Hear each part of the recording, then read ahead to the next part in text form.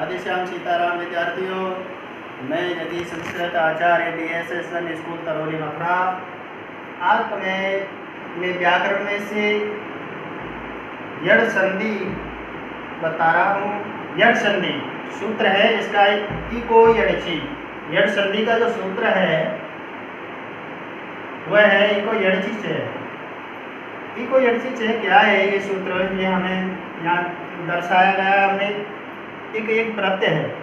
एक प्रत्यय में ये चार अक्षर हैं ई उ री लिर।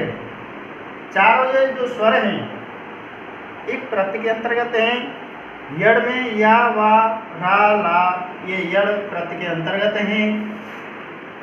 जब एक के प्रत्यय आए तो ई बराबर या हो जाता है, उ बराबर वा हो जाता है, री बराबर रा हो जाता है और लेर बराबर ला हो जाता है। आज हम इन्हीं को यहाँ दर्शा रहे हैं उदाहरण के लिए।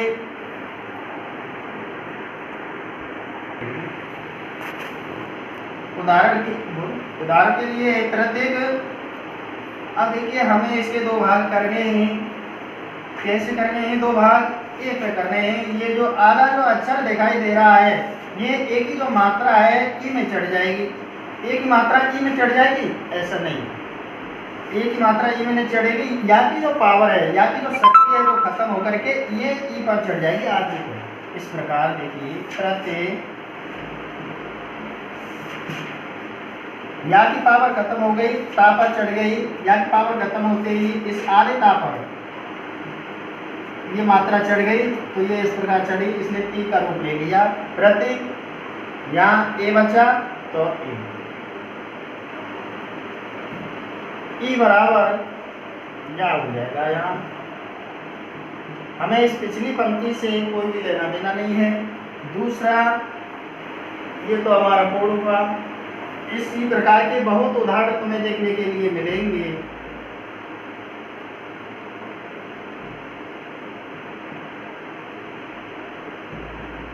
हमने लिखा यहाँ पे दध्यान है, दधी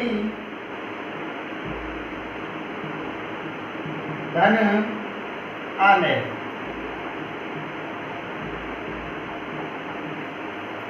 विद्यार्थी आप देख रहे होंगे दधी धन आने हमने लिखा है क्योंकि या की जो पावर खत्म हो गई, धा पर चढ़ गया छोटी तो धा ने पूरा रूप ले लिया दधी।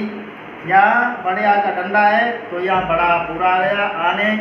लेकिन इस पंक्ति से हमें कुछ लेना देना नहीं है क्योंकि हमने यहाँ पर दर्शाया है कि ई बराबर या होना है सूत्र के अनुसार। तो यहाँ पर धा पे छोटी है तो ई बराबर या। अब हम इसकी तरफ चलते हैं, ऊ की तरफ।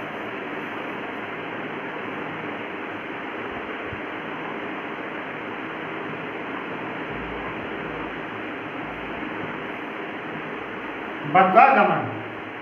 बद्वागमन माने होता है बधु धन आगमन। हमेशा जब बधु लिखेंगे आप तो उस पर बड़े ऊ की मात्रा लगाएंगे। चूंकि वा की पावर खत्म हो गई, धा पर चढ़ गई।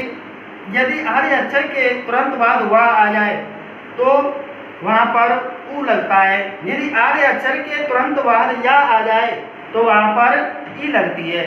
ये बात तुम्हें इम्पोर्टेंट याद रखनी है, बहुत ही महत्वपूर्ण बात है। आधे अक्षर के बाद वा आ जाए तो उस पर ऊ लगेगा, आधे अक्षर के बाद या आ जाए तो उस पर ई लगेगी। अब हमने यहाँ लिखा बद्वागमन, बधु धन आगमन।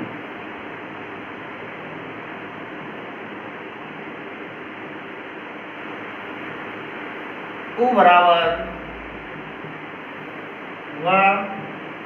अब हम यहाँ पर लिख रहे हैं पठत्वत्र।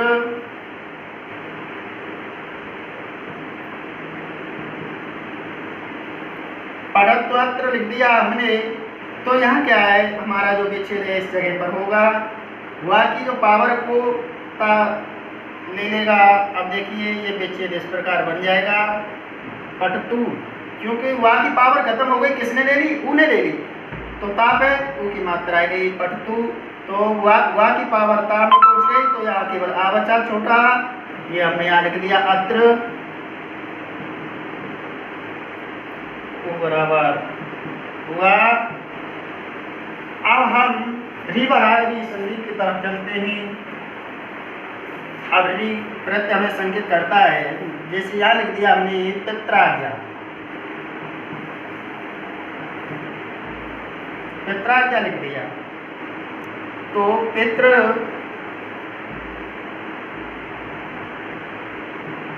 धन आज्ञा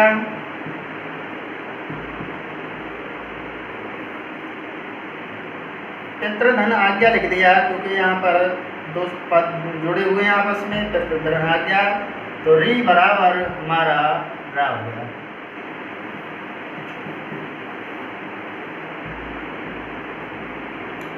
री बराबर रा हो गया। अंत में बचा हमारा ये जो है लिर, प्रत्यय में से लास्ट वर्ड जो है इसकी एक ही संधि है, अनेक संधि नहीं है। लाकृति, इनकी अनेकों उदाहरण मिल जाएंगे, इसका एक ही उदाहरण है लाकृति। तो ये हो गया लिर धन आकृति, तो लिर बराबर ला, ये आ गया। ई बराबर या, उ बराबर हुआ, री बराबर रा, लिर बराबर ला। ये हमारी यह संधि पूर्ण हुई। अब मैं तुम्हारे लिए गृह कार्य लिख रहा हूँ।